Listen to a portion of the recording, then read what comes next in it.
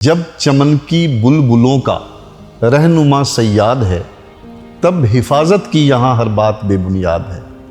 और क्या करोगे जानकर इतिहास अपने देश का, यह किसी अनुवाद के अनुवाद का अनुवाद है। अविनाश दास के लिए सिनेमा क्या है? मेरे लिए सिनेमा मीडियम से ज़्यादा मेरे लिए ये कुछ और है नहीं। आप घर खरीद लिए? हम लोग 1.5-2 साल में एक बार कमा सकते हैं, इसमें घर नहीं खरीदा जा सकता सर। कोई भी अगर फिल्म बनाने बम्बई आ रहा है ना, तो मैं कहूँगा अपने दम पे आओ। तो आप क्या डरा रहे हैं मुझे कि अगर मैं कभी आऊँगा तो मतलब? ये डरा नहीं रहे, मैं विश्वास दे रहा हूँ।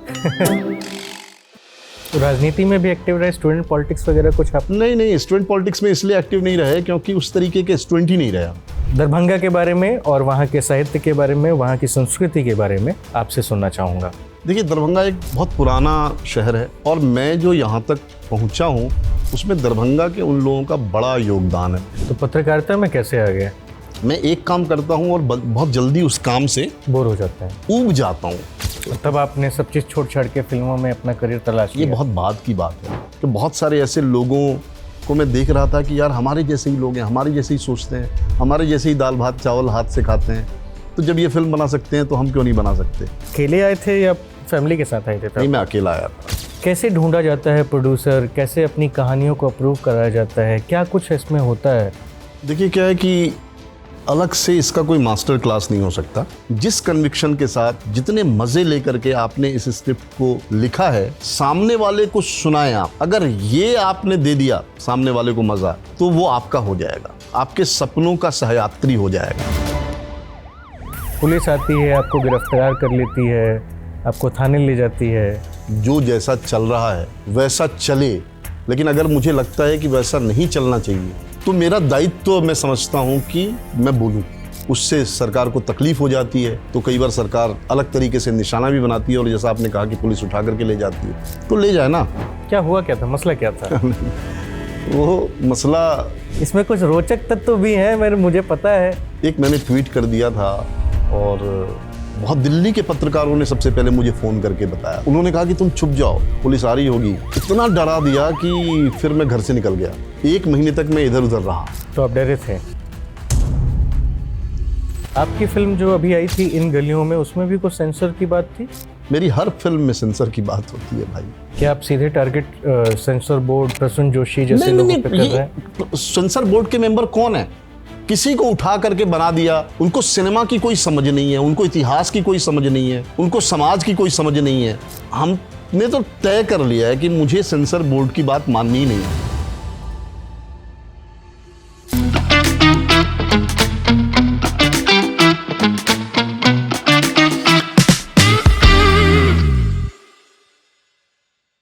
नमस्कार, आदाब। मेरा नाम अनिल शारदा है। आप मुझे फिल्मोर पर देख रहे हैं और ये मेरा शो सिनेमा कैफ़े है।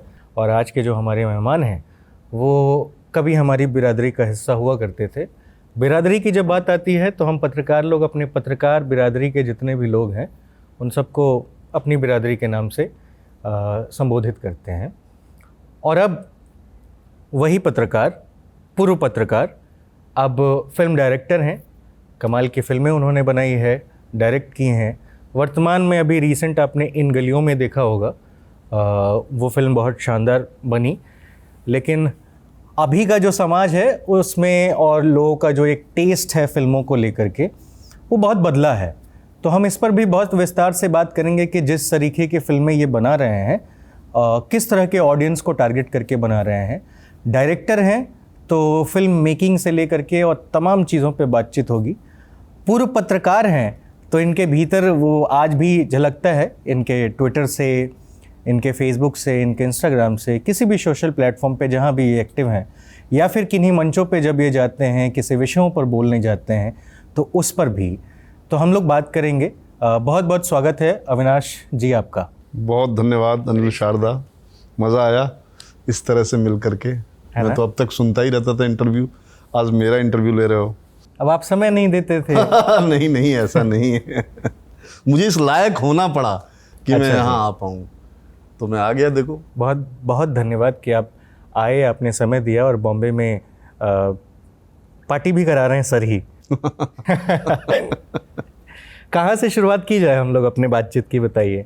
क्योंकि मेरे पास अमूमन मैं लोगों के लिए रिसर्च करता हूँ, अच्छा रिसर्च करता हूँ, और सवाल जब शुरू होते हैं तो फिर बाद में कागज़ या टैब नीचे रख देता हूँ, फिर बात कहीं से कहीं निकलती है और कहीं पहुँच जाती है।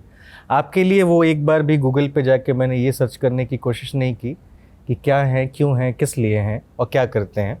हमने सोचा कि जब हम मिलेंगे तो लगभग हर एस्पेक्ट पे बात कर लेंगे। तो बताइए मैं कहाँ से शुरू। नहीं, मुझे लगता है कि अगर किसी व्यक्ति से बात अगर आप करते हैं ना, तो थोड़ी देर तक तो व्यक्ति रहता है, लेकिन उसके बाद उस व्यक्ति को गायब हो जाना चाहिए। बाकी जो दुनियादारी है, बाकी जो समाज है, वो सारी चीज़ें आ जानी चाहिए, क्योंकि हम सब इस समाज में कहीं से शुरू होकर के कहीं पे पहुँचे होते हैं, कहीं पे रुके होते हैं। तो शुरुआत और अंत एक तरफ रख दिया जाए, मैंने क्या किया नहीं किया वो एक तरफ रख दिया जाए। किसी भी एक सवाल से जो है, जैसे हम लोग बचपन में नहीं खेला करते थे किसी एक फूल का नाम लो, है ना, तो उस तरीके से भी कोई बातचीत शुरू की जा सकती है। तो तुमने मेरे पाले में गेंद डाला, मैं तुम्हारे पाले में गेंद डाल रहा हूँ कि कुछ भी पूछ लो तुम, मैं यहाँ बैठा हूँ। आप बिहार से आते हैं ना? हाँ। बिहार में कहाँ से आते हैं आप? बिहार में दरभंगा है। दरभंगा में एक जगह है लहरिया सराय। लहरिया सराय में एक गांव है बरहत्ता। अच्छा। तो मेरी पैदाइश वहीं की है, और बहुत ज़्यादा नहीं रहा, लेकिन इतना कम भी नहीं रहा कि मेरे भीतर से मेरा दरभंगा जो है वो छूट जाए या कहीं खो जाए, वो अब भी है। तो पढ़ाई लिखाई आपकी क्या वहीं से हुई शुरुआती? स्कूली थोड़ी सी पढ़ाई हुई, फिर मैं रांची चला गया, मामा जी मेरे रहते थे उनके पास पढ़ने के लिए। फिर मैं इंटरमीडिएट के लिए दरभंगा आया, और फिर इंटरमीडिएट ग्रेजुएशन की डिग्री मेरी दरभंगा से है, लेकिन इंटरमीडिएट के दौरान ही मैं फिर निकल गया वहाँ से। तो क्लासरूम की पढ़ाई मेरी उस तरीके से नहीं हुई, ज़िंदगी की पढ़ाई हुई तो पटना वटना में काफ़ी रहा मैं उस बीच में। राजनीति में भी एक्टिव रहे, स्टूडेंट पॉलिटिक्स वगैरह कुछ आप? नहीं, स्टूडेंट पॉलिटिक्स में इसलिए एक्टिव नहीं रहे क्योंकि उस तरीके के स्टूडेंट ही नहीं रहे हम। हमने कैंपस में बहुत ज़्यादा वक्त दिया ही नहीं। स्कूल के बाद मुझे याद नहीं है कि कायदे से 15 दिन भी मैं कॉलेज गया हूँ, केवल एग्ज़ाम देता था। छोटे से शहर में बहुत सारे लोग जाने पहचाने होते हैं, प्रिंसिपल तक जाना पहचाना होता है। हमारे फादर खुद एजुकेशन फील्ड से थे, उनके बहुत सारे दोस्त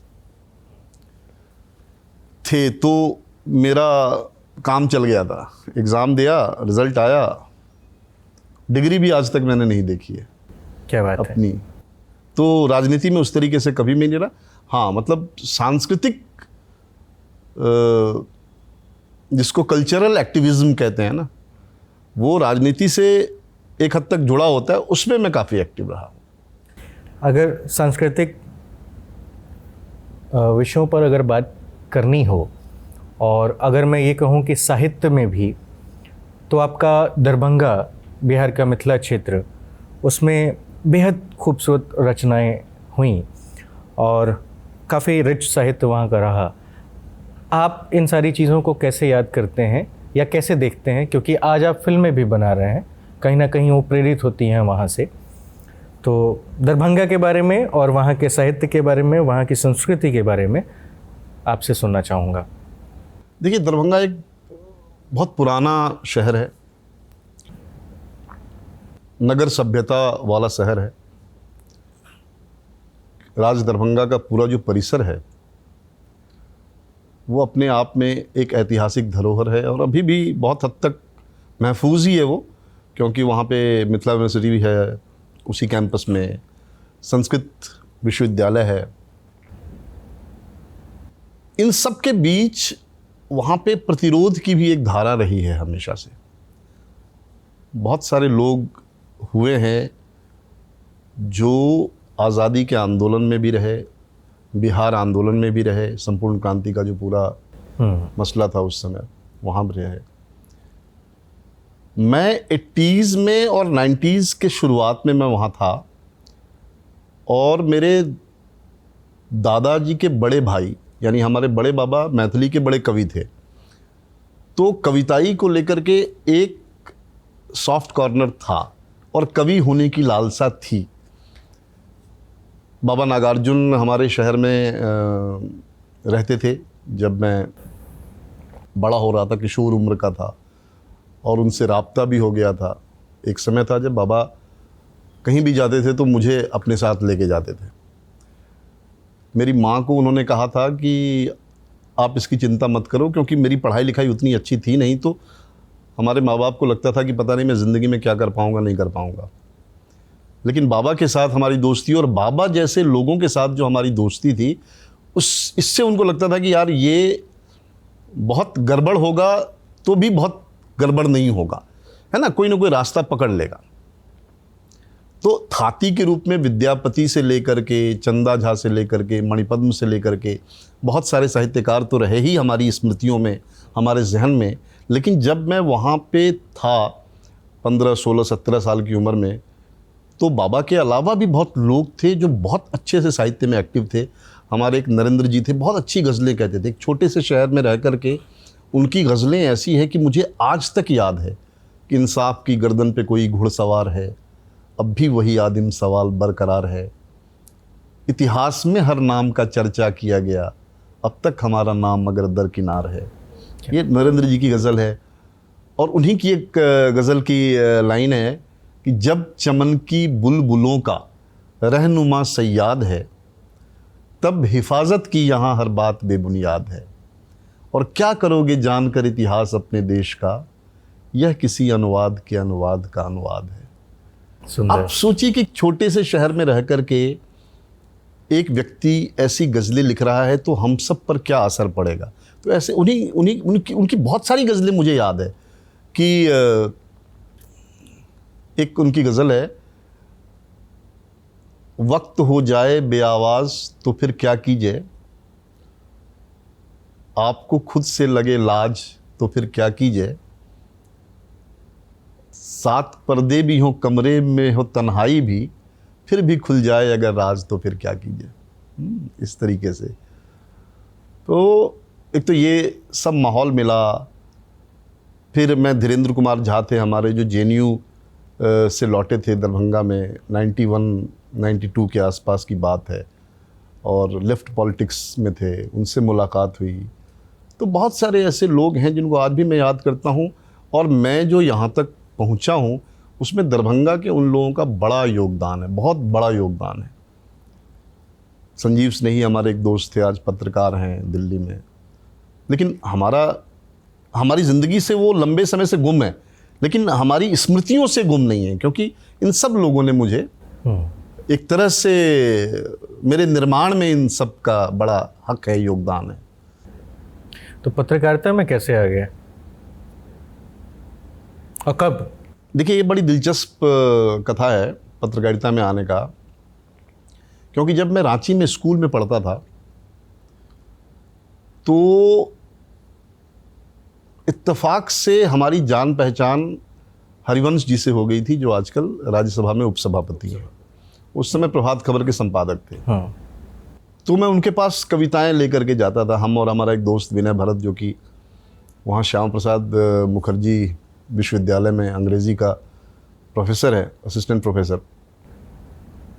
तो हम और वो साइकिल से अपनी अपनी कविताएं लेके जाते थे और हरिवंश जी के सीधे कमरे में घुस जाते थे, उनको कविताएं सुनाते थे और बहुत पकाते थे।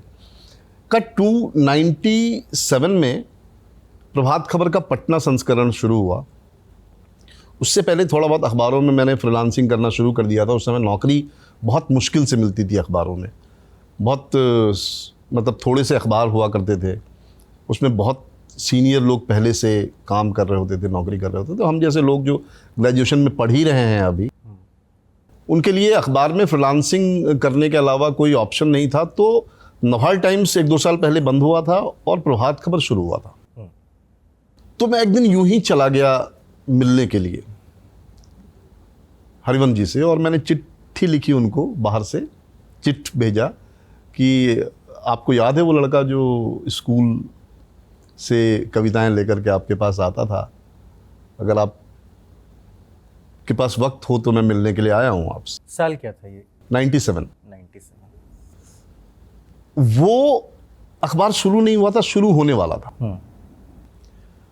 वो आए दरवाजे पर मुझको लेने के लिए और जिस उल्लास और उत्साह से वो मुझे ले जा करके उन्होंने हमसे बात की, चाय पिलाई, कुछ खाने के लिए पूछा, तो मुझे लगा कि यार संपादक ऐसे भी होते हैं, इतना स्पेस। तब तक स्कूल और कॉलेज के बीच की एक थोड़ी बहुत समझदारी भी विकसित हो गई थी और अपने उस अंदाज को लेकर के थोड़ा एक ग्लानि भी थी कि कैसे इतने बिजी लोगों के शेड्यूल में हम घुस जाया करते थे अपनी कविताओं को लेकर के। आज भी वो जो गर्माहट थी उसको महसूस करके मुझे बड़ा अच्छा लगा और फिर मैं 1-2 दिन में जाने लगा। फिर उन्होंने ही ऑफ़र किया कि तुम अगर करना कुछ चाहते हो तो ज्वाइन करो, सीखो कैसे अखबार निकलता है। और फिर मैंने उनको ज्वाइन कर लिया। इस तरीके से पत्रकारिता में आया और ये पत्रकारिता में मुझको आगे बढ़ाने का पूरा क्रेडिट मैं हरिवंश जी को इसलिए देता हूँ क्योंकि मात्र 26 साल की उम्र में उन्होंने पटना संस्करण का संपादक बना दिया मुझे। क्या बात है। सन 2000-2001 की बात है। तो ये अब कब तक, कितनी लंबी जर्नी रही है आपकी? ये देखिए क्या है कि मैं थोड़ा गए? बेचैन आदमी हूँ। मैं एक काम करता हूँ और बहुत जल्दी उस काम से बोर हो जाते हैं, ऊब जाता हूँ, है ना। मुझे लगता है कि यार मैं ये ज़िंदगी भर नहीं करते रह सकता। अगर उस काम में पूरी तरह संतुष्टि नहीं है, कहीं एक चीज़ है जो बची रह जाती है, तो मुझे घबराहट भी होने लगती है, मैं भाग जाना चाहता हूँ। और इस वजह से पहले मैं डेस्क पे था अखबार में, फिर मैंने हरिवंश जी से कहा कि मुझे लग रहा है कि मैं किरानी हो जाऊँगा। फिर उन्होंने मुझे बाहर भेज दिया कि जहाँ जो मन है घूमो और लिखो। फिर मुझे घुमंतू रिपोर्टर उन्होंने बना दिया। मेरा अभी भी नाम लौटकर है।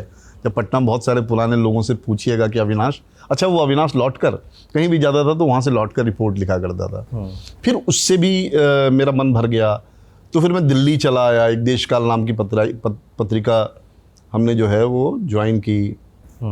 96 की बात है जब मैं प्रभात खबर मैंने ज्वाइन किया था। 97 में मैं दिल्ली में था। फिर वहाँ से मैं चला गया राजस्थान, तरुण भारत संघ, राजेंद्र सिंह के साथ पानी के काम में लग गया। फिर वहाँ से हरिवंश जी के पास लौटा। फिर वहाँ से उन्होंने मुझे रविवार पत्रिका का संपादक बनाया, क्योंकि जब मैंने उनको अपनी बेचैनी फिर से जाहिर की तो उन्होंने कहा कि यार देखो तुम क्या करना चाहते हो, मुझे खुल के बताओ।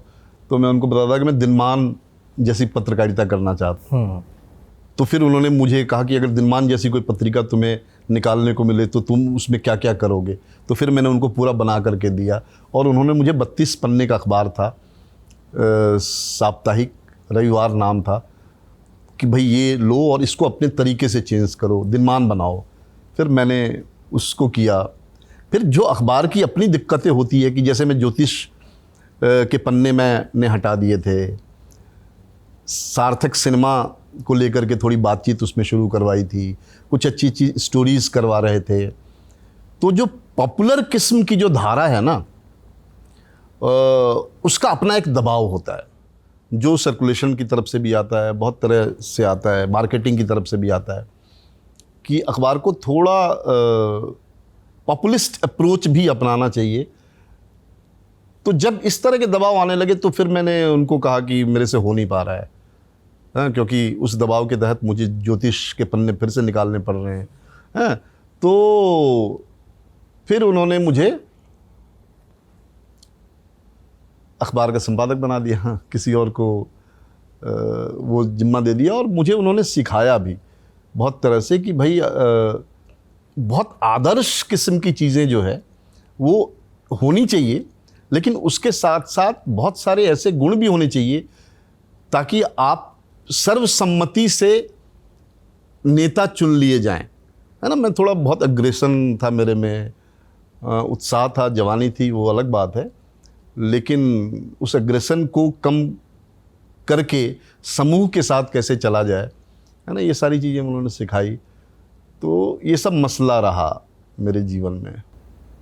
तब आपने सब चीज़ छोड़ छाड़ के फिल्मों में अपना करियर तलाश किया? ये बहुत बाद की बात है ना। वहाँ से फिर उन्होंने मुझे देवघर भेज दिया, नया संस्करण शुरू करना था।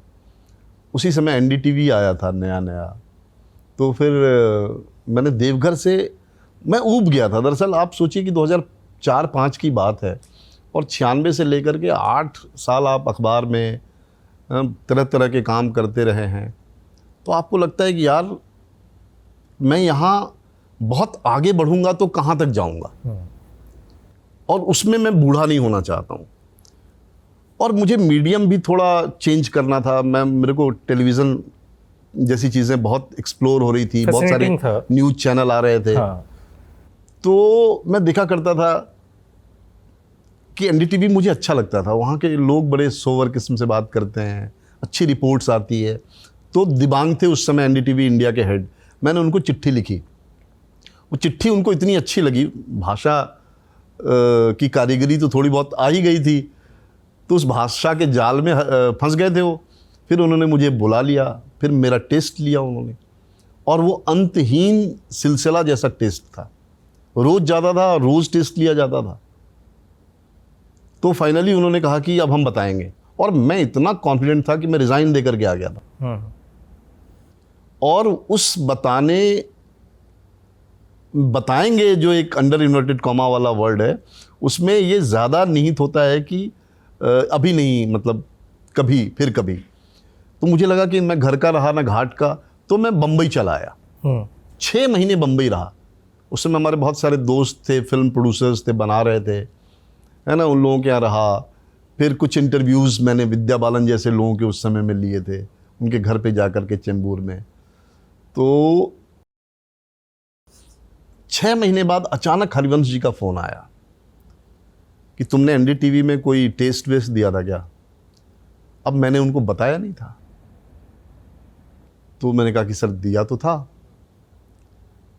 तो वहाँ से फ़ोन आया था, तुम्हारा फ़ोन नंबर मांग रहे थे वो। तो मैंने उनको बताया कि तुम्हारा फ़ोन नंबर बदल गया है, बम्बई में हो तुम, तो तुम्हारे पास अभी फ़ोन आएगा। फ़ोन आया एनडीटीवी से कि आ करके आप ज्वाइन कर लीजिए। और फिर मैं 2005 में मैंने एनडीटीवी ज्वाइन किया, और फिर 2011-12 के आसपास में सत्यमेव जयते में स्टार था। प्लस पे शो आ रहा था, आमिर खान उसको होस्ट कर रहे थे। आमिर खान प्रोडक्शन का मैं मतलब एक तरह से एम्प्लॉय था एक सीज़न के लिए, और सीनियर कॉरेस्पोंडेंट था। और इस बीच सिनेमा को लेकर के मेरी जो बेचैनी थी वो ज़्यादा बढ़ रही थी कि मुझे करना है, कि बहुत सारे ऐसे लोगों को मैं देख रहा था कि यार हमारे जैसे ही लोग हैं, हमारे जैसे ही सोचते हैं, हमारे जैसे ही दाल भात चावल हाथ से खाते हैं, तो जब ये फिल्म बना सकते हैं तो हम क्यों नहीं बना सकते।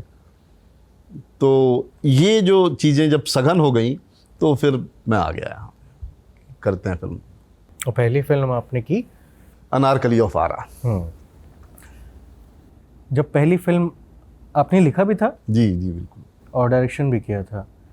एक डायरेक्टर के रूप में जब आप कोई फिल्म बना रहे होते हैं, या फिर पहली बार आपको कोई फिल्म बनानी है, क्योंकि देखिए आपके इस पूरे इंटरव्यू से ना कई ऐसे लोग हैं जो इस पूरी दुनिया में, मायावी दुनिया में फिल्मों की, वो अपने भविष्य को देख पा रहे हैं, है ना, उनकी कोशिश है कि हम उसको कर पाएँ। तो नए लोग वेट कर रहे होंगे, कैसे ढूंढा जाता है प्रोड्यूसर, कैसे अपनी कहानियों को अप्रूव कराया जाता है, क्या कुछ इसमें होता है जिसको प्रिपरेशन की आवश्यकता होती है? आप उसके बारे में हमें समझाइए ज़रा, हमारे दर्शकों को भी। देखिए क्या है कि अलग से इसका कोई मास्टर क्लास नहीं हो सकता। यही हो सकता है कि मैंने कैसे क्रैक किया ये मैं आपको बताऊं, उससे चीज़ें जो है वो आपको सूत्र मिल सकते हैं कि आप भी वो करें, कोई भी कर सकता है। जैसे जब गैंग्स ऑफ वासेपुर रिलीज़ हो रहा था, उस समय मनोज वाजपेयी मेरे बहुत अंतरंग हुआ करते थे, बहुत दोस्त थे, हम लोग बहुत साथ रहा करते थे। जब भी दिल्ली आते थे तो मुझे फ़ोन कर देते थे और मैं उनके यहाँ चला जाता था, जिस होटल में भी वो रहते थे। तो ऐसे ही एक दिन मैं उनके यहाँ बैठा हुआ था और उनसे उनका एक पुराना प्रोड्यूसर मिलने के लिए आया। उन्होंने मेरा परिचय करवाया कि ये मेरा छोटा भाई है और ये भी फिल्में बनाना चाहता है। तो उस प्रोड्यूसर ने मुझसे पूछा कि आपके पास स्क्रिप्ट है, आपने लिख ली है? तो मैंने कहा कि हाँ मैंने लिख ली है, और मैंने स्क्रिप्ट लिखी नहीं थी। मुझे पता भी नहीं था कि स्क्रिप्ट कैसे लिखी जाती है। कुछ स्क्रिप्ट पढ़ी थी। पटकथा एक ज़माने में बहुत अच्छी पत्रिका निकला करती थी, मध्य प्रदेश फिल्म निगम की ओर से, जिसमें पाथेर पांचाली वगैरह की स्क्रिप्ट थी, बहुत सारी, बहुत कमाल की पत्रिका थी वो। तो ये मतलब पढ़ाई में तो चीज़ें थी, लेकिन रियाज में नहीं था, मतलब अपने एक्सप्रेशन में स्क्रिप्ट को एक्सप्लोर करना नहीं था। तो मैंने कह दिया कि हाँ है, तो उसने बोला कि अगले हफ्ते फॉरेन करस्पोंडेंट क्लब जो प्रगति मैदान के सामने है, वहाँ मिलते हैं, वहाँ आप सुनाओ अपनी स्क्रिप्ट। अब मैं आ गया और मेरे एक दोस्त थे रवीश, एनडीटीवी में थे ही उस समय, हमारी बहुत चिंता किया करते थे सिनेमा को लेकर के, हम दोनों के सपने थोड़े साझा भी थे। रवीश कुमार आजकल बहुत बड़े यूट्यूबर हो गए हैं वो। तो मैंने उनसे शेयर किया और उन्होंने कहा कि चलो हम लिखते हैं स्क्रिप्ट। तो मैंने उनको पूरा बताया और उन्होंने अपने अंदाज में लिखना शुरू किया, और 10 पन्ना लिखने के बाद उन्होंने मुझे कहा कि ये बकवास काम है, ये नहीं हो सकता, मुझसे नहीं हो सकता, अभी नहीं करेंगे, देखेंगे कभी करेंगे। 2 दिन मेरे इसमें निकल गए थे। फिर मैंने बम्बई से एक टेक्निकल स्क्रिप्ट राइटर को मैंने बुलाया और मैंने उसको पूरा समझाया कि मेरी फिल्म ऐसे ऐसे है, मेरे जहन में एक कहानी थी, तो आप लिख दो, 3-4 दिन में स्क्रीन प्ले लिख दो। तो उन्होंने कहा कि 3-4 दिन में क्या ही स्क्रिप्ट लिखा जाएगा, लेकिन जितना हो सकता है मैं देखता हूँ। अगले 2 दिन में उन्होंने 1.5 पन्ने लिखे, 4 दिन निकल गए।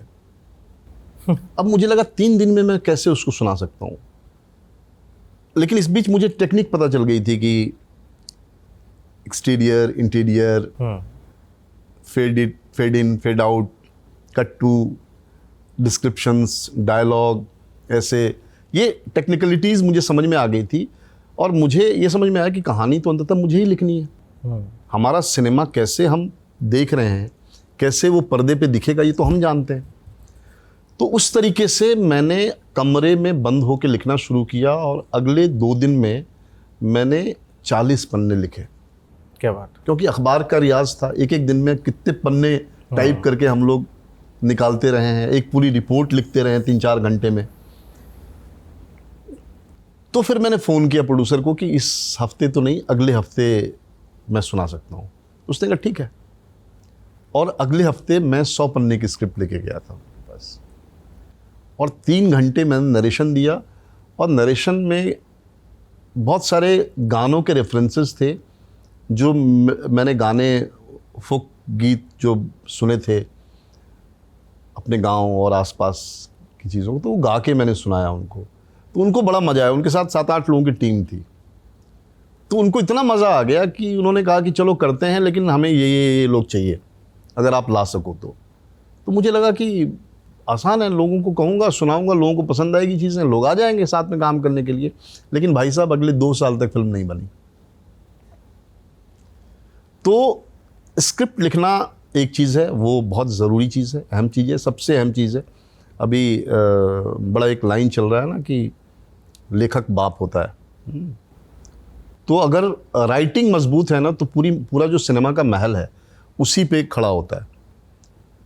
तो वो एक बाधा पार करने के बाद दूसरी बाधा ये है कि जिस कन्विक्शन के साथ, जितने मज़े लेकर के आपने इस स्क्रिप्ट को लिखा है, सामने वाले को सुनाएं आप ज़रूरी नहीं कि वो प्रोड्यूसर हो, किसी को भी सुनाएं, उसी कन्विक्शन के साथ उसको मज़ा आना चाहिए उस स्क्रिप्ट में, जितना मज़ा आपने लिया है।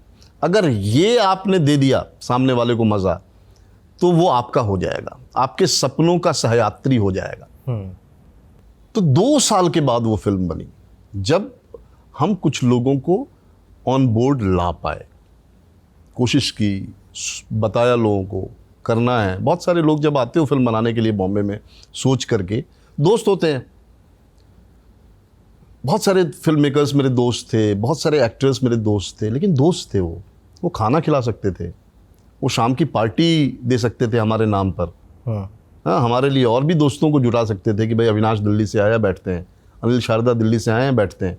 लेकिन जिस दिन आप फिल्म बनाने के लिए आओगे ना, उस दिन वो ये देखेंगे कि क्या आप फिल्म बना सकते हो कि नहीं। या कि आप किसी प्रोड्यूसर के 5-6 करोड़ रुपए डुबाने आ रहे हो। तो ये सारी चीज़ें काम करने लगती हैं और अंततः आपको अकेले ही अपनी यात्रा करनी पड़ती है, कोई आपके साथ नहीं होता। तो ये मसला है भाई। कोई भी अगर फिल्म बनाने बम्बई आ रहा है ना, तो मैं कहूँगा अपने दम पे आओ। तो आप क्या डरा रहे हैं मुझे कि अगर मैं कभी आऊँगा तो मतलब ये डरा आप नहीं खाली रहे हैं, मुझे मैं विश्वास दे रहा हूँ। लेकिन मैं बता रहा हूँ कि ये सारे कंसर्न वाले लोग थे। जैसे अनुराग कश्यप ने मुझे बोला था कि आप एक आध फिल्मों में असिस्ट करो किसी को, पूरी फिल्म मेकिंग देखो। ये कोई बेकार की सलाह नहीं थी, बहुत अच्छी सलाह थी। लेकिन मेरे जैसे लोगों की दिक्कत ये थी कि 35 प्लस में मैं आया था फिल्म बनाने के लिए। अब असिस्टेंट बन करके गाली नहीं खा सकता था, मैं संपादक भी रह चुका था, है ना। सारे लोग हमारी इज्जत करते थे। अब मैं देखिए, सीखने की कोई उम्र नहीं होती। अगर गुरु किसी भी उम्र में आपको गाली दे रहा है तो आपको प्रसाद समझ करके उसको लेना चाहिए। लेकिन चूंकि हम बिहार से भी आते हैं ना भाई, ईगो तो यहाँ पे होता है। एक ज़रा सी गाली पे थोड़ी मुश्किल हाँ मतलब हो जाती है। तो वो कहीं और भी स्थितियाँ बिगाड़ने दे, तो मैंने सेफर साइड कहा कि नहीं यार, ट्राई मारते हैं, डायरेक्शन ही देंगे सबसे पहले। खराब होगा तो देखा जाएगा। अकेले आए थे या फैमिली के साथ आए थे? नहीं, मैं अकेला आया था। देखो, मेरी फैमिली ने, मेरी शादी 2000-2001 के आसपास हुई। मेरी बेटी 2007 में पैदा हुई और 2014-15 एक ही बच्चा आपका? एक ही बेटी। 2014-15 में मैं आया बॉम्बे कंप्लीटली खुद अकेले। तो जो 2001 से 2014-15 तक 14-15 सालों में मैं बहुत अव्यवस्थित जैसा रहा। मेरे जीवन की आंतरिक कोई व्यवस्था नहीं थी, तो वो झेलना पड़ा परिवार को। लेकिन मेरी वाइफ ने हमेशा मेरा जो नया कोई काम होता था ना, उसको लेकर के वो हमेशा उत्साहित ही रहती थी। उनको लगता था कि चलो मैं मतलब ठीक रहूं, मन से ठीक रहूं, है ना, जब जो करना चाहूं मैं करूं। भाभी जी क्या करती हैं? वो पी साईनाथ एक बहुत बड़े जर्नलिस्ट हैं, आई नो, उनके साथ काम करती हैं। वो पारी में? भोजपुरी, हाँ, भोजपुरी की एडिटर हैं वो। अरे वाह, क्या बात है। हाँ, ये नहीं पता था, लेकिन मुझे लगता है कि मैंने फिर पढ़ा है। तो भोजपुरी क्या है कि जो पी साईनाथ है वो ग्रामीण पत्रकारिता, जो एक ज़रूरी काम है जो मिनिस्ट्री पत्रकारिता आज नहीं कर रही हैं, उस काम को उन्होंने एक आंदोलन की तरह लिया हुआ है और देश की कई सारी भाषाओं में वो गांव की कहानियाँ जुटाते हैं और उसको पब्लिश करते हैं। हाँ, और बहुत अच्छी कहानी है। हाँ, मतलब कमाल की कहानी, किसानी की, बिल्कुल, या फिर घोंघा बिनने वाली महिलाओं की कहानी, सुदूर क्षेत्र के जितनी भी कहानियां हैं उन सारी चीज़ें मिल जाती हैं। और नाम भी कितना खूबसूरत है, people archive of rural India. पारी।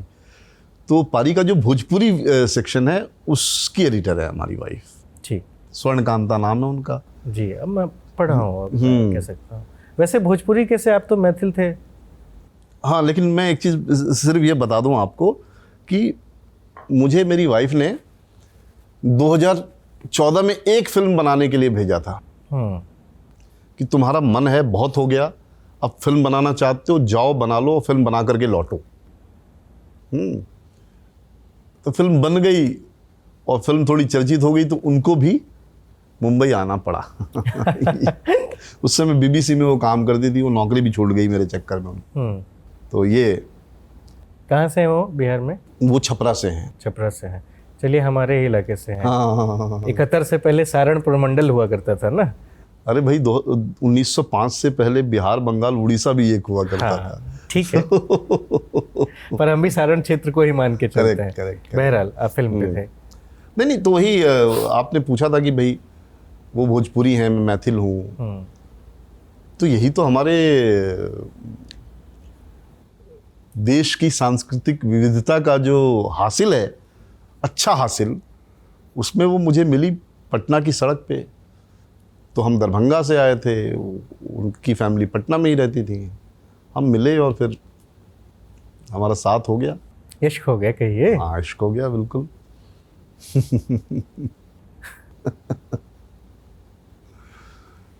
तो कितना शांत है हम लोग अपने इस पूरे साक्षात्कार में, कई बार स्लो होगा। हाँ, अरे देखिए क्या है कि कई बार चुप्पी की भी अपनी एक भाषा होती है,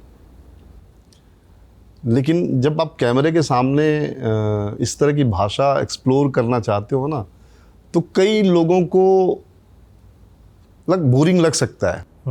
लेकिन अगर चेहरे की रेखाएं पढ़ना दर्शक जानते हैं तो ये जान रहे होंगे कि आदमी भले चुप है लेकिन बोल बहुत कुछ रहा है। तो ये अच्छी बात होती है कई बार, शांति, चुप्पी।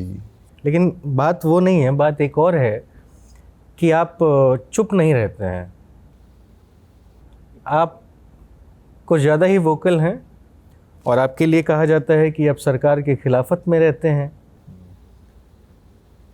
फिल्में तो अभी और हैं, मैं एक सेगमेंट यहाँ पे जोड़ के फिर फिल्मों पे बात और लौटा जाएगा। लेकिन आप सरकार से नाराज़ क्यों रहते हैं? क्या बिगाड़ दिया है सरकार ने आपका? देखिए, हम एक नागरिक भी तो हैं। पुलिस आती है, आपको गिरफ्तार कर लेती है, आपको थाने ले जाती है। देखिए, मैंने आपको शुरू में कहा था कि मैं बहुत बेचैन आदमी हूँ। मैं यथास्थितिवादी नहीं हूँ। जो जैसा चल रहा है वैसा चले, लेकिन अगर मुझे लगता है कि वैसा नहीं चलना चाहिए तो मेरा दायित्व मैं समझता हूँ कि मैं बोलूँ, है ना। इस वजह से मैं बोलता हूँ, और ऐसा नहीं है कि अभी की सरकार के खिलाफ मैं बोल रहा हूँ। अगर आप मेरी सोशल मीडिया की हिस्ट्री निकाल करके देखें तो इससे पहले जब कांग्रेस की सरकार थी, यूपीए की सरकार थी, उस दौर में भी मैं बहुत वोकल था इस सरकार के खिलाफ, उस सरकार के खिलाफ, हर सरकार के खिलाफ। तो आप मेरे बारे में एक छवि बना सकते हैं कि ये व्यवस्था विरोधी आदमी है। मुझे लगता है कि हर बेचैन आदमी जो है सिस्टम को लेकर के जब असंतुष्ट होता है तो अपने को किसी न किसी रूप में एक्सप्रेस करता है। मैं चूंकि पत्रकार भी रहा हूं तो मेरे पास एक अलग किस्म की राजनीतिक लैंग्वेज है। वो कभी कभी ट्विटर पे आता है, कभी कभी फेसबुक पे निकल के आता है। उससे सरकार को तकलीफ हो जाती है तो कई बार सरकार अलग तरीके से निशाना भी बनाती है, और जैसा आपने कहा कि पुलिस उठा करके ले जाती है, तो ले जाए ना। क्या हुआ, क्या था मसला, क्या था? नहीं, वो मसला, इसमें कुछ रोचक तत्व भी हैं, मुझे पता है। नहीं, मसला कुछ नहीं था। देखो सर, क्या है कि एक मैंने ट्वीट कर दिया था, और जिस ट्वीट को हमारे माननीय गृह मंत्री जी के कुछ जो लोग हैं उनको लगा कि ये बैड टेस्ट में ट्वीट है, तो उन्होंने अहमदाबाद की क्राइम ब्रांच में एक एफआईआर करवा दी हमारे खिलाफ। ट्वीट क्या था? इतनी डिटेल में आप जानना चाहते हैं तो मैं बता रहा हूँ कि झारखंड की एक महिला आईएएस ऑफिसर थी, नाम एकदम से मिस कर रहा हूँ, तो उनके यहाँ 100 करोड़ रुपए मिले ईडी को। चूँकि मैं झारखंड में पत्रकार भी रहा हूँ तो मुझे बहुत सारी चीज़ें पता होती हैं वहाँ के अखबारों की, वहाँ की राजनीतिक गतिविधियों के बारे में भी बहुत कुछ पता होता है। तो मुझे ये लगा कि हेमंत सोरेन की सरकार को घेरने के लिए या उनको किसी न किसी रूप में टारगेट करने के लिए ये पूरा प्लान्ड किया गया। ये मेरा मतलब एज्यूम किया मामला हो सकता है, लेकिन ये मुझे लगा था। और वहाँ का एक फ़ोटो जर्नलिस्ट है, उसने फेसबुक पे एक तस्वीर लगाई थी कि 5 साल पहले वही महिला ऑफिसर एक मंच पर हमारे माननीय गृह मंत्री जी के साथ बैठ के गुफ्तगू कर रही हैं। तो मैंने वो तस्वीर लगाई और उसमें मैंने मतलब थोड़ा वेग किस्म का कैप्शन लगाया कि इनके यहाँ से 100 करोड़ रुपए मिलने से थोड़े दिनों पहले की तस्वीर, जबकि वो 5 साल पहले की तस्वीर थी। तो एक तो ये मसला जो था जिसकी वजह से उनको लगा होगा कि ये गृह मंत्री की छवि को नुकसान पहुंचाने वाला ट्वीट है। तो ये मसला था जिस पे FIR हुई थी। और बहुत दिल्ली के पत्रकारों ने सबसे पहले मुझे फ़ोन करके बताया था कि ये तुमने क्या कर दिया। हमने कहा जो मैंने कर दिया वो तो 1 महीने पहले की बात है, 1 महीने बाद FIR हुई थी। और उन्होंने कहा कि तुम छुप जाओ, पुलिस आ रही होगी। इतना डरा दिया कि फिर मैं घर से निकल गया। 1 महीने तक मैं इधर उधर रहा। तो आप डरे थे? डरता सर, मेरा काम चल रहा था, मेरी फिल्म प्री प्रोडक्शन में थी उस समय। और मुझे लगा कि बहुत सारे लोग उस समय जेल में थे। जुबैर को जेल हो गई थी, बहुत सारे लोग इस तरह की चीज़ों में जेल में थे और उनकी कोई सुनवाई नहीं हो रही थी, सर्वोच्च अदालत से भी सुनवाई नहीं हो रही थी। तो मुझे लगा कि पता नहीं क्या होगा, नहीं होगा। फिर मैंने एंटीसिपेटरी बेल लेने की भी कोशिश की, जो नहीं मिली मुझे।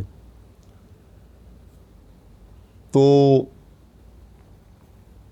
और उस समय चूंकि यहाँ पे उद्धव ठाकरे की सरकार थी मुंबई में, तो मैं 1 महीने तक बचा रहा। लेकिन उसी बीच में उद्धव की सरकार चली गई और शिंदे की सरकार बन गई।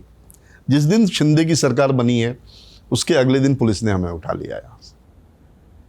लेकिन जब उठा लिया ना, फिर उसके बाद डर नहीं लगा।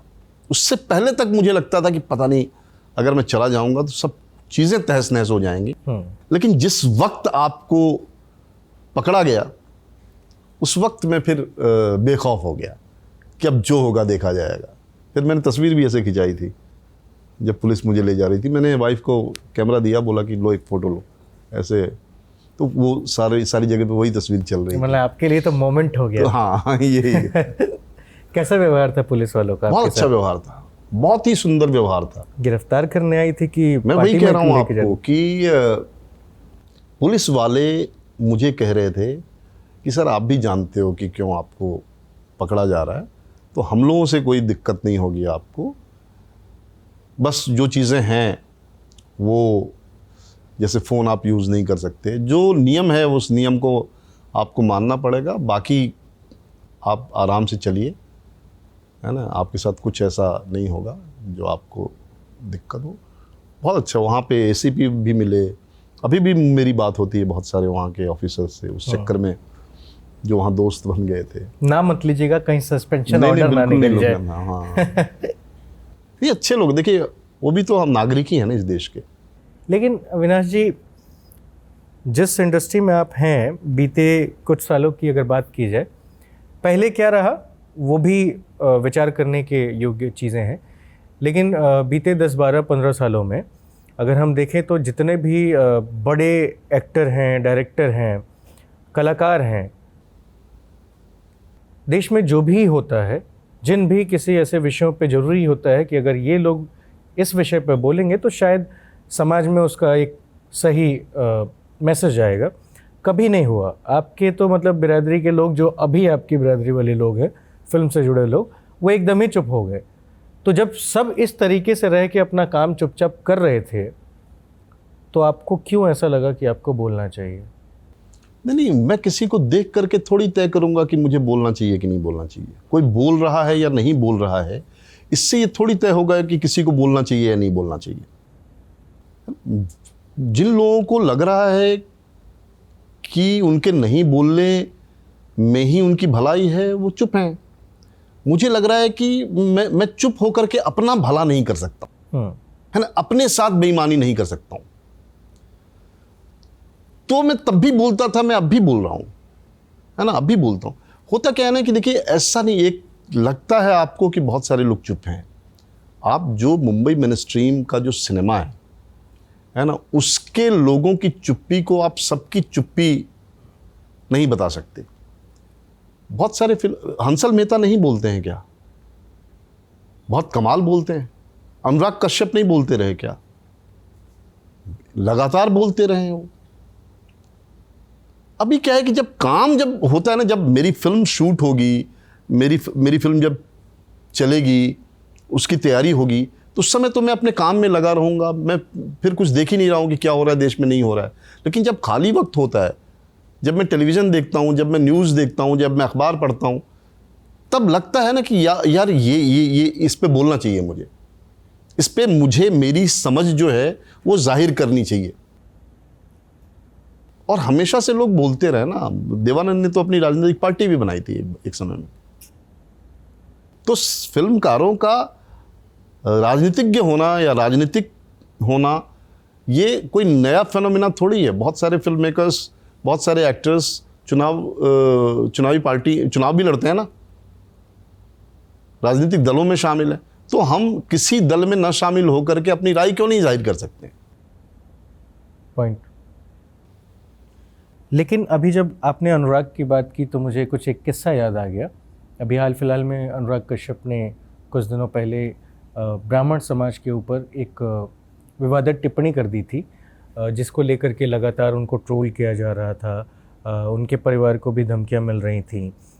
आज उन्होंने ट्वीट किया है कि वो माफ़ी मांगते हैं जो भी उन्होंने आवेश में आके कृत्य कर दिए उसके लिए। आप इन सारी चीज़ों को और इस घटना को कैसे देखते हो? नहीं, देखिए कि अनुराग बहुत प्योर आदमी है, बहुत ईमानदार आदमी है। वो इसलिए मैं कह रहा हूँ क्योंकि कोई फिल्टर नहीं है उसके भीतर। उसको जब जो लगता है वो बोलता है। वो आज से नहीं, मैं जब से अनुराग को जानता हूँ वो इंडस्ट्री के ताकतवर लोगों के खिलाफ भी बोलने से नहीं हिचका कभी भी।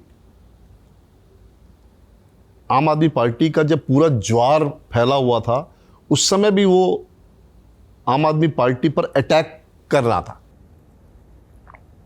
है ना, क्योंकि उनके पूरे पॉलिटिक्स को उसको डिकोड करके उसको लग रहा था कि ये सही पॉलिटिक्स नहीं है देश के लिए, जो बहुत दूर तक ले जाएगी, है ना। जो मौजूदा सरकार है उसके खिलाफ भी वो लगातार बोलते रहे।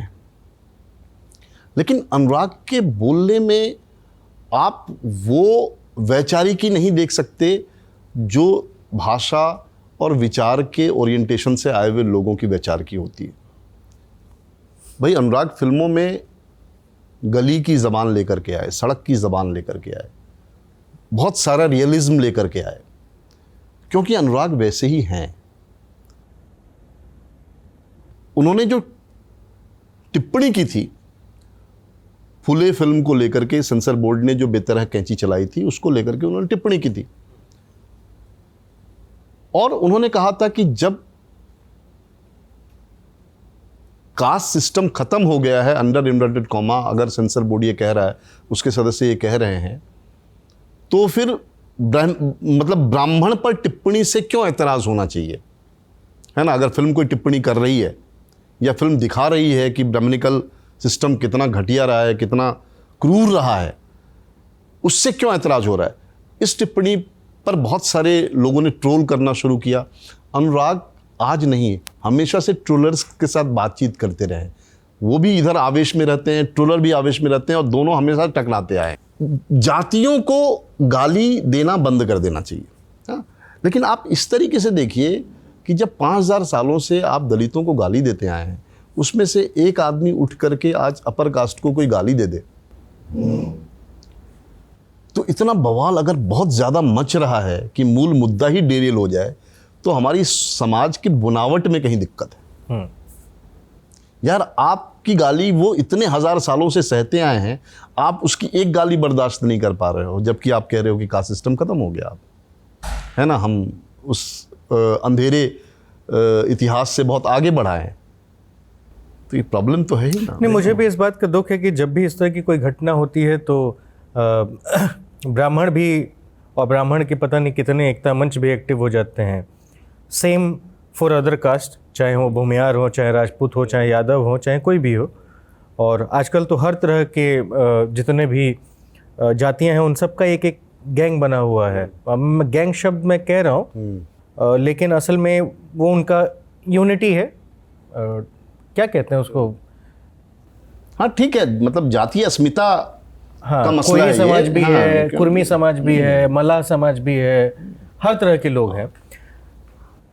मैंने भी एक ट्वीट किया, और मुझे इस खबर से मतलब ध्यान में नहीं था। मैं अनुराग की फिल्मों को पसंद करता हूँ, हमेशा से उनके कहानियों को पसंद करता हूँ, स्टोरी टेलिंग जो जिस तरीके से वो करते हैं, या फिर सादा फ्रेम, उनके फिल्मों के सादा फ्रेम मुझे बहुत आकर्षित लगते हैं। इसलिए मैंने एक ट्वीट कर दिया जिसमें मैंने उनके बारे में लिखा, उनकी फिल्मों के बारे में लिखा। अब उसके नीचे जो मुझे, आपने पढ़ा कि नहीं पढ़ा वो बिल्कुल tweet? पढ़ा मैंने, बिल्कुल पढ़ा। इस तरीके से बहुत गालियां गालियां पड़ी मिल रही आपको भी। हैं, थ्रेट मिल रहे हैं कि इसको भी ऐसा कर देना चाहिए, हम इसको बहुत न्यूट्रल जर्नलिस्ट मानते थे, इसने ये कर दिया, फलाना कर दिया। मुझे ये नहीं समझ में आ रहा है कि लोग अच्छे तरीके से किसी को समझने की कोशिश क्यों नहीं करते हैं। अभी के दौर में हमारे पास एक तो सोशल मीडिया के दौर में हमें बहुत कुछ फीड करने की कोशिश हो रही है, जिससे हम अपने सर आंखों पर लेके चल रहे हैं, वो कोई पॉलिटिकल आइडियोलॉजी हो या फिर कुछ और भी हो सकता है। बावजूद इसके तकलीफ इस बात से है कि हम समाज की फिक्र तो कर रहे हैं पर सिर्फ दिखावे के लिए। हमारा योगदान कुछ नहीं है समाज में। हम भूल चुके हैं उस पूरे सिस्टम को, सरीखे को। छावा आ जाती है तो कोई राजपूत कम्युनिटी एक्टिव हो जाता है, तो कभी कोई हो जाता है। आज आप ब्राह्मण होकर लड़ रहे हैं और आज से 6 दिन पहले की एक घटना है जिसमें एक दलित घोड़ी के चढ़ा, उसको उतार के मारा गया। और न जाने हर साल कितने ऐसे दलित घोड़ी चढ़ते हैं या फिर कुछ और होता है, आप उनको मार देते हैं। कई लोग ना तो कि जान से अनुराग मार ने तो देते सिर्फ हैं। बात की, लेकिन मध्य प्रदेश की घटना बहुत पुरानी नहीं है जिसमें वहाँ का एक सवर्ण जाति का आदमी जो है एक आदिवासी के ऊपर पेशाब कर रहा है और उसका वीडियो भी बनवा रहा है। और उस पर तो मतलब वो खबर आई है, होके चली गई, चर्चा का तो विषय नहीं है। तो ये है सर, ये आज का समाज है। तो ऐसे समाज में देखिए माफ़ी मांगने, अनुराग ने क्यों माफ़ी मांगी मैं आपको साफ साफ बता ही देता हूँ कि कल मेरे पास बहुत सारे ऐसे फ़ोन आए। हिमांशु कुमार एक सोशल एक्टिविस्ट है, उनका फ़ोन आया। एक सोशल एक्टिविस्ट हैं राजीव ध्यानी, उनका फ़ोन आया। वो सब अनुराग के घर का पता जानना चाहते थे बनारस में, क्योंकि वहाँ एक साजिश चल रही थी कि कुछ फ्रिंज एलिमेंट जा कर के तोड़फोड़ मचाएंगे, उनके माँ बाप को अटैक करेंगे।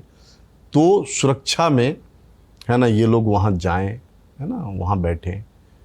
तो अब इस किस्म से अगर परिवार को अटैक किया जाएगा तो मेरे घर परिवार को अगर कुछ कहा जाए तो मैं तो आपके हाथ पांव जोड़ लूँगा भैया, है ना। मुझे नहीं क्रांति करनी है, मेरे बच्चों को और मेरे घर को कुछ नहीं होना चाहिए, घर वालों को कोई तकलीफ नहीं होनी चाहिए। मुझे मार डालो, मुझे काट डालो, लेकिन जब आप उनको सूली पे चढ़ाएंगे तो मेरे को आप जो कहेंगे वो मैं करूँगा ना सर।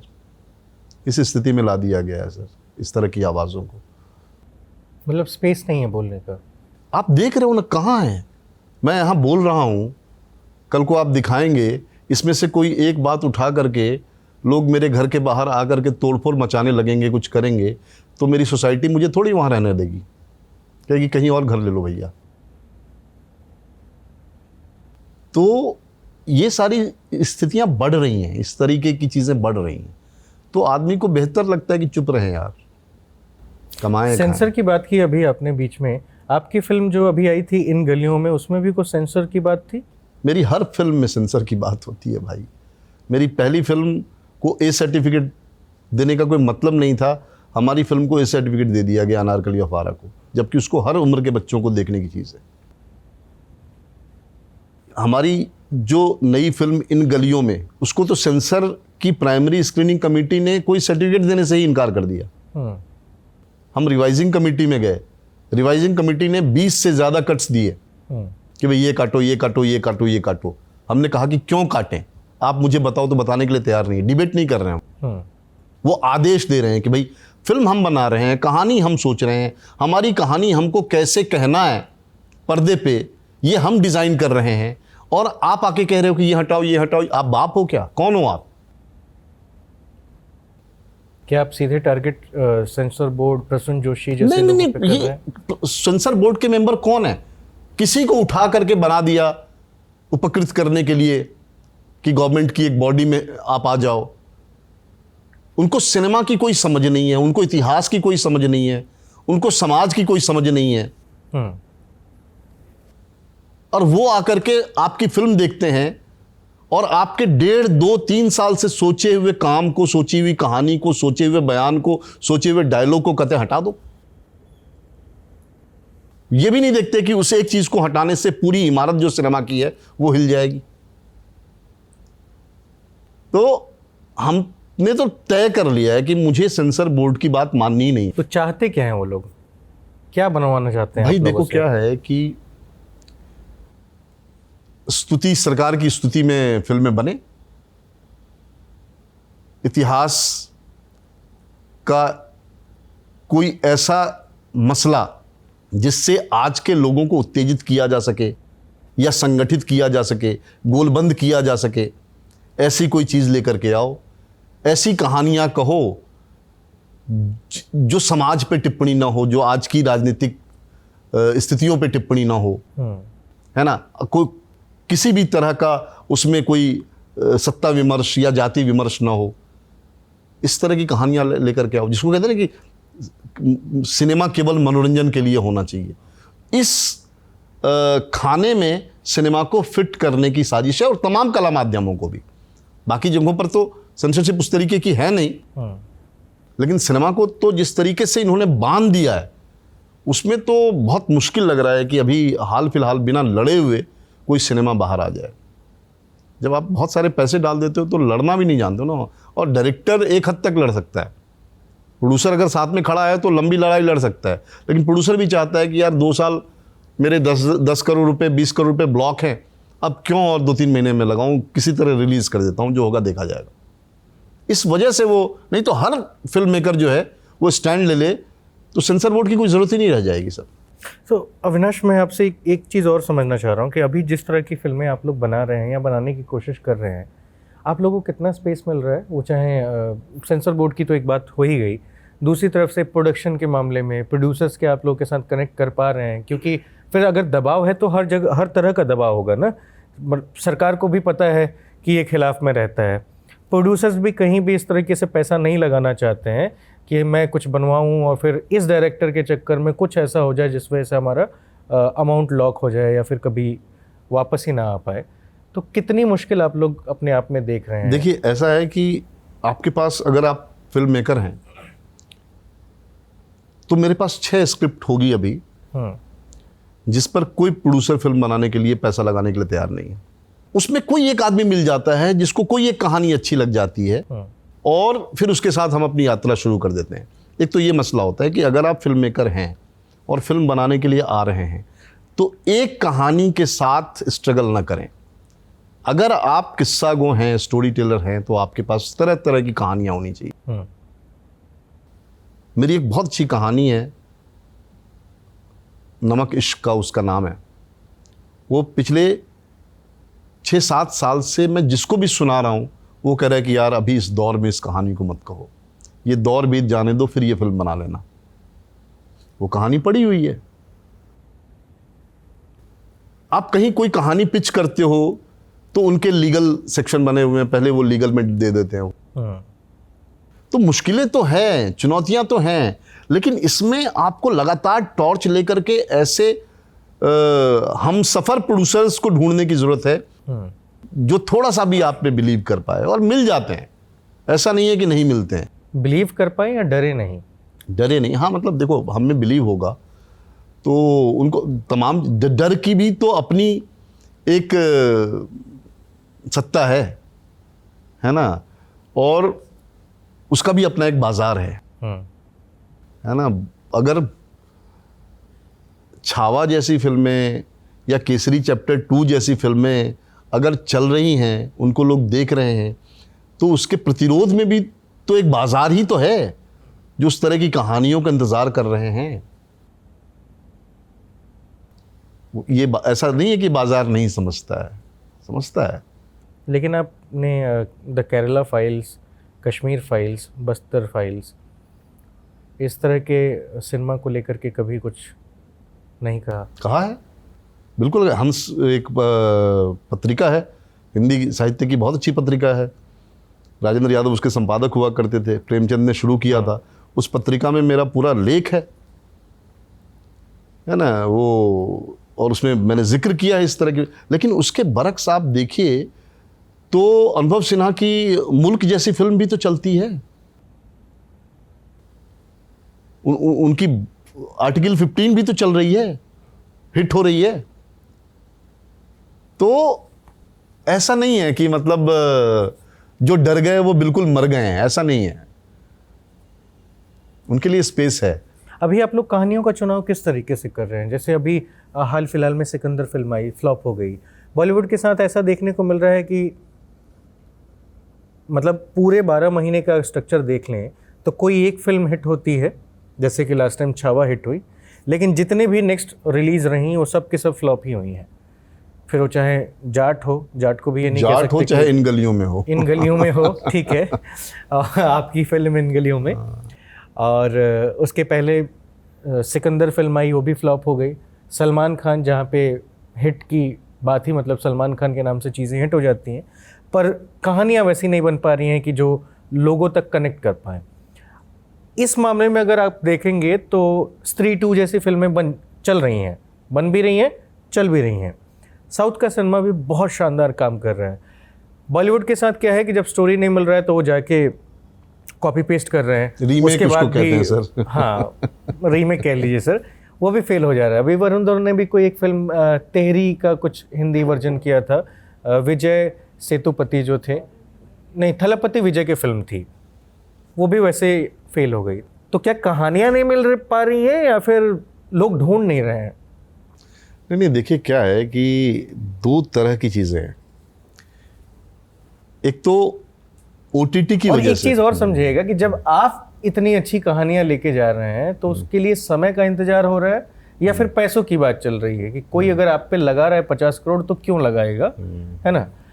और इन सब फिल्मों को बनाने में पता चल रहा है कि 300 करोड़ 400 करोड़ लग रहा है और 100 करोड़ नहीं कमा पा रहे हैं। ये कहाँ से आ रहा है इतना पैसा? देखिए क्या है कि ये तो बहुत टेक्निकल सवाल हो गया, लेकिन मैं अपनी समझ के हिसाब से जो समझ रहा हूँ उसमें यह है कि एक तो हिंदुस्तानी दर्शकों को अच्छे सिनेमा का एक्सपोजर मिल गया है। दुनिया भर का जो अच्छा सिनेमा है उसकी मुट्ठी में है, वो देख सकता है कि दुनिया में, हाँ मतलब OTT है, बहुत सारी ऐसी खिड़कियां हैं जिससे वो किसी भी फिल्म तक बहुत आसानी से पहुंच सकता है। तो उसको अच्छे और बुरे की समझ हो रही है। तो जो बुरी फिल्में बन रही है वो नहीं चल रही है सर। आप मुझे बताओ ना कि कौन सी अच्छी फिल्म थी जिसको दर्शकों ने पूरी तरह से नकार दिया? ऐसा नहीं है। जो अच्छी फिल्म बनी है वो चली है। अगर वो दर्शकों तक पहुंच गई है तो दर्शकों ने उसको जिम्मेदारी समझकर आगे बढ़ाया है उसकी सूचना को कि एक अच्छी फिल्म आई है, देखो। मुंबई फिल्म इंडस्ट्री, जो हिंदी फिल्म इंडस्ट्री है,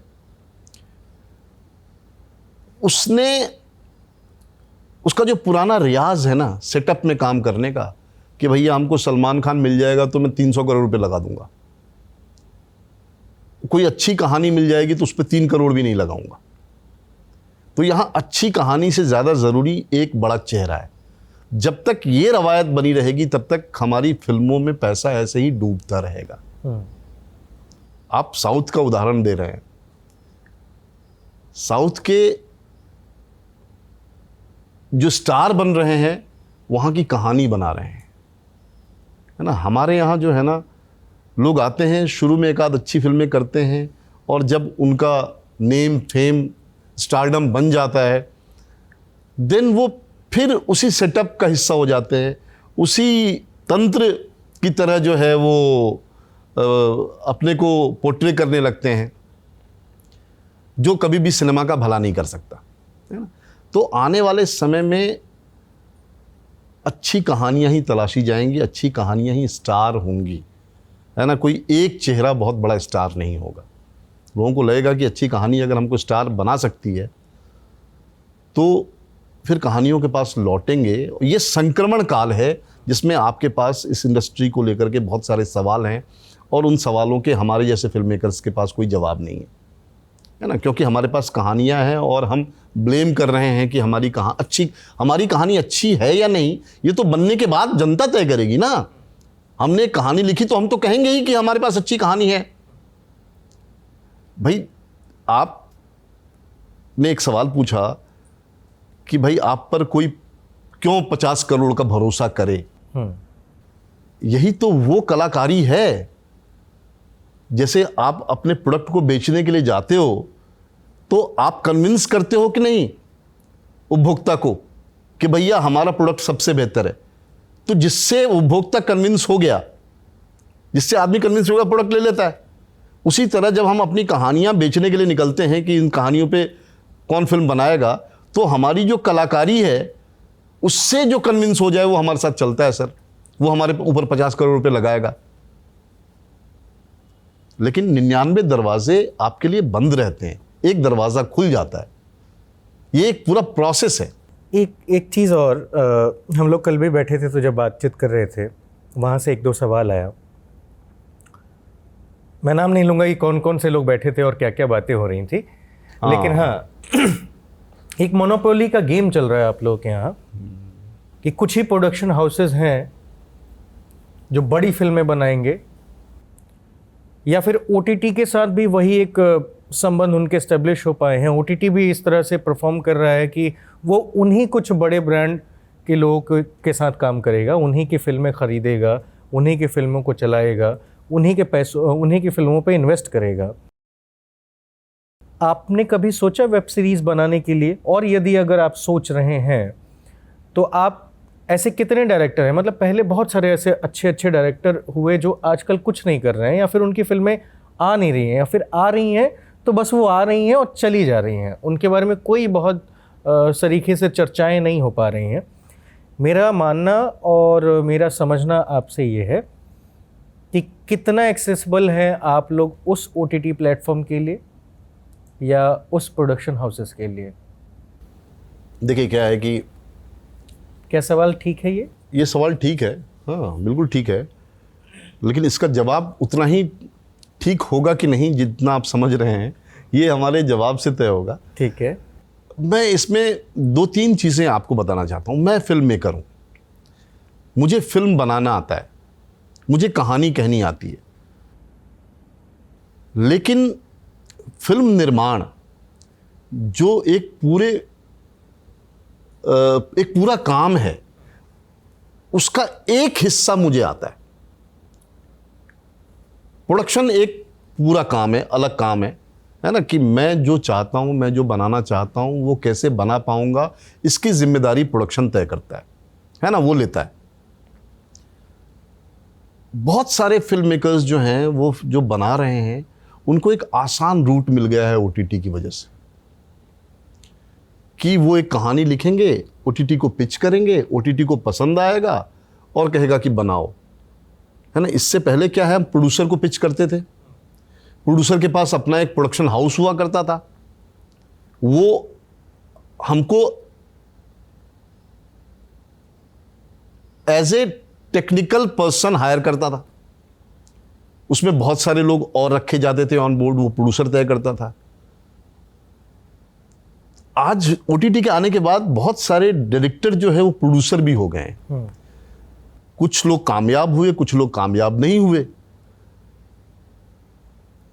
अब ओटीटी को मैं ज्यादा दोष इसलिए नहीं दूंगा क्योंकि वो भी ये देखेगा ना कि आप फिल्म निर्माण के योग्य हो कि नहीं। कहानी आपकी बहुत अच्छी हो सकती है, आपकी अच्छी कहानी जो है आप उनको दोगे तो वो अपने किसी प्रोडक्शन कंपनी को, जहां जो प्रोडक्शन कंपनी उनके लिए 2-3 काम कर चुका हो, उसको उसके साथ अटैच कर सकता है आपको। तो इस चक्कर में अभी 5-6 साल तो हो ही गए जब ओटीटी बहुत एक्टिव है हमारे इंडिया में।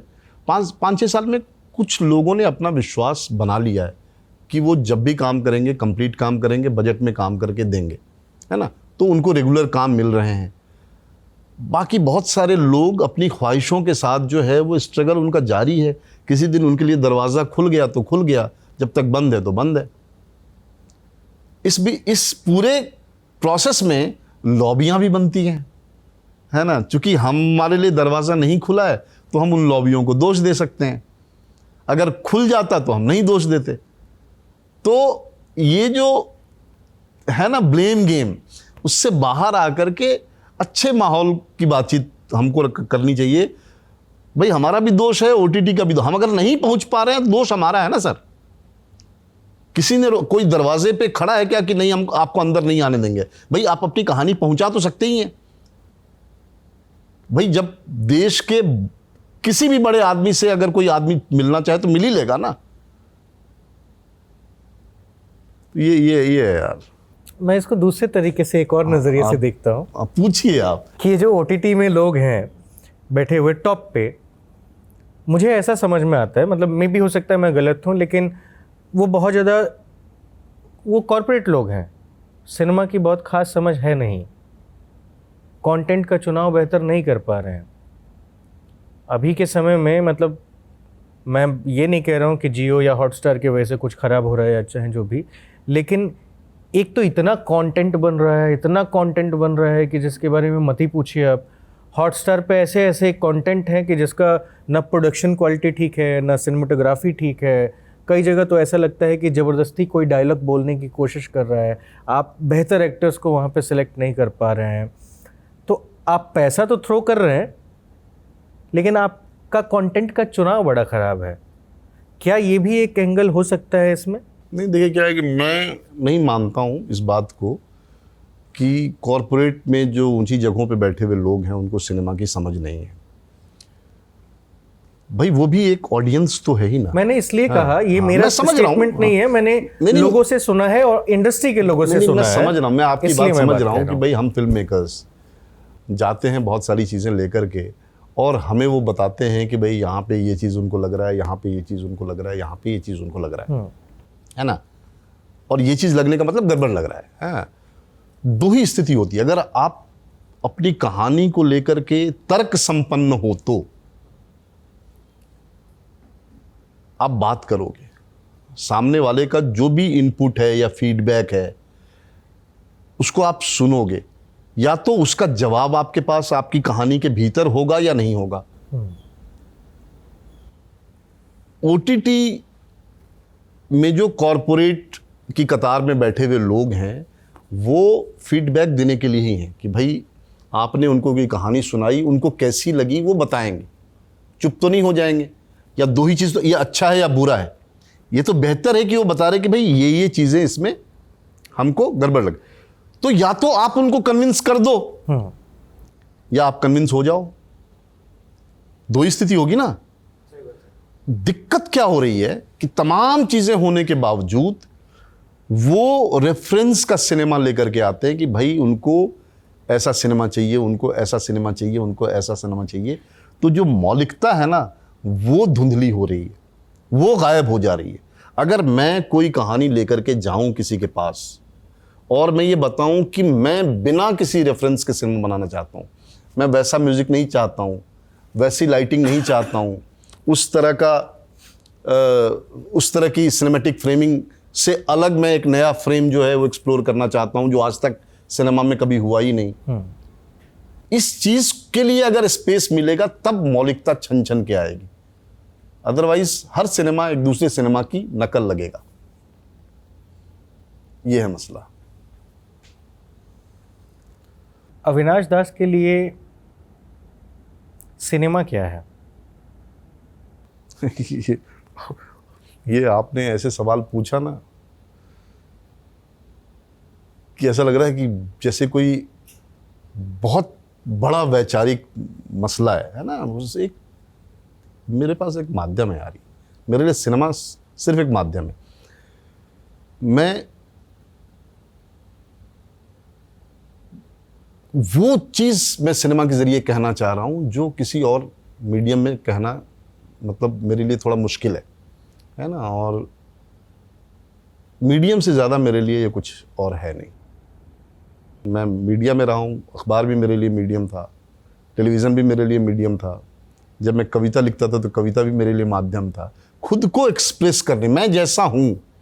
हाँ, मेरे भीतर जो कहानियाँ पक रही हैं या मेरे जहन को जो कहानियाँ अच्छी लग रही हैं, है ना, उस कहानियों को कहने का एक पूरा संपूर्ण माध्यम है सिनेमा मेरे लिए। आप घर खरीद लिए? नहीं भैया, देखो क्या है कि ये एक बहुत बड़ा भ्रम रहता है लोगों को कि अगर आदमी सिनेमा में आ गया तो उसके पास बहुत पैसा आ गया होगा जिसने 2-3 फिल्में 4 फिल्में बना ली, कुछ वेब सीरीज बना ली, उसके पास बहुत आपने अच्छी पैसा अच्छी आ गया। फिल्में बताई भाई। नहीं। अनारकली ऑफ आरा बनाया आपने, सेक्रेट गेम में भी हमने आपने, रात बाकी है बनाई, शी में आपने शी में co-direct मैं किया, फर्स्ट सीजन में डायरेक्शन में था रात मैं। बाकी ये हो गई। एक और सीरीज रनअवे लुगाई जो प्राइम वीडियो पे है अभी, वो भी मेरे खाते में है। तो है, लेकिन इतना काम करने के बाद लोगों को, जैसे आपको ही भ्रम हो गया कि मैंने घर खरीद लिया होगा। होता क्या है ना कि हम लोग 1.5-2 साल में एक काम करते हैं और उस काम की एक फीस होती है, और वो फीस मेरी करोड़ों में नहीं है, लाखों में है। तो अगर 1.5-2 साल में अगर मैंने 50-60 लाख रुपए कमा भी लिए, तो उसको अगर महीनों में बांटिएगा तो उससे तो घर ही चलेगा ना। यहाँ घर महंगा है तो किराया जो है यहाँ 50,000 के ऊपर लगता है, ऑफिस का किराया, घर का ऑफिस का किराया लगभग लाख रुपए के आसपास लगता है। तो सब मिला जुला करके आपके पैसे तो खत्म हो जाते हैं, घर कहाँ से खरीदेंगे आप। इसीलिए हम लोगों को एक्टर लोगों से ईर्ष्या होती है, रोज कमा सकता है और हम लोग 1.5-2 साल में एक बार कमा सकते हैं। तो इसमें घर नहीं खरीदा जा सकता सर। कैसा लगा हमसे बातचीत करके? मजा आया सर। फिल्मोर से नहीं फिल्मोर तो अभी तो खैर उसको, हाँ, लॉन्च ही हो रहा है। लॉन्च हो रहा है, और इसकी जो आहटें हैं उसमें एक लय है, वो उन आहटों की लय को देखते हुए अच्छा लग रहा है। और तुम्हारे इंटरव्यूज तो मैं उसका पुराना मद्दाह जिसको कहते हैं ना, पुराना मुरीद हूँ मैं, और शुक्रिया। मज़ा आएगा जब मैं खुद को तुम्हारे साथ टेलीविज़न के फ्रेम में देखूंगा। बहुत बहुत धन्यवाद अविनाश जी, हमसे बातचीत करने के लिए और इतने शॉर्ट नोटिस पे तैयार हो जाने के लिए, इंटरव्यू करने के लिए हमारे साथ। तो ये हमारा शो है सिनेमा कैफ़े, जो अब बहुत जल्द आपको यूट्यूब से लेके और तमाम हमारे प्लेटफॉर्म पे, फिल्मोर पे मिलेगा देखने के लिए। तो आपसे आग्रह है कि जब तक हम लॉन्चिंग करते हैं और जब कंटेंट आपके बीच आ जाए तो एकदम दबा के शेयर करिए, फॉलो करिए, सब्सक्राइब करिए हमें, और मनोबल बढ़ाइए ताकि आपके लिए हम और बेहतर से बेहतर कंटेंट पे काम कर सकें और आपके बीच लेकर आ सकें। बहुत बहुत धन्यवाद।